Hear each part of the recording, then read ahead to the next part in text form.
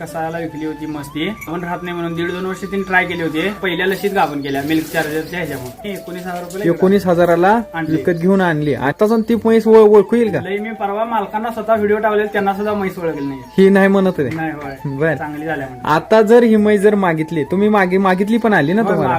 केवढ्याला मागितली? 68,000 मागितले. 68,000ला. हा म्हणजे पहिले आणली तुम्ही 19,000ला. आता किती दिवसामध्ये हे एवढा बदल? आणल्यानंतर 20 दिवस आणि हे 9 महिने. 9 महिने म्हणजे 10 महिन्यामध्ये 19,000च्या 68,000. म्हणजे जे जनावर कसायाला विकलं होतं ते मरणार होतं. हा तुम्ही तिथं जाऊन ते वाचवलं, घेऊन आले आणि आज त्याची किंमत एवढी वाढलेली आहे. म्हणजे हा आपला किती फायदा आहे. आयुष पण मिळालं तिला. बरोबर. मग हा जर एवढा फायदा होत असेल तर मिल्क चार्जर महाग असेल का हो? नाही, नाही. बरोबर.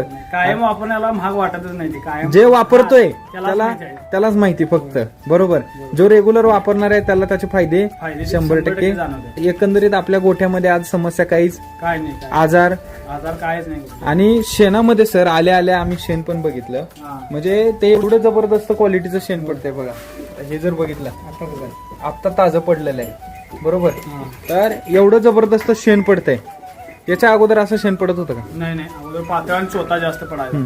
आणि हे शेण कुठे ठेवताय तुम्ही वास आता? मारायचं शेण अगोदर. आता हे शेण कुठे ठेवता तुम्ही? शेण साईडला ठेवताय. होय. ते उकडून बघितलं का तुम्ही का? होय, भुसभुशीत. भुसभुशीत होते. होय, भुसभुशीत. मग ते जर शेतात टाकलं तर त्याचं सुद्धा होय. सोनं होणार 100%. म्हणजे आपल्याला डबल फायदा आहे याचा. तर एकंदरीत आता आपल्याला समस्या काहीच नाही. काहीच नाहीये. तर मिल्क चार्जर एकंदरीत तुम्हाला सर्व जनावरांसाठी वापरणं चांगलं आहे. होय.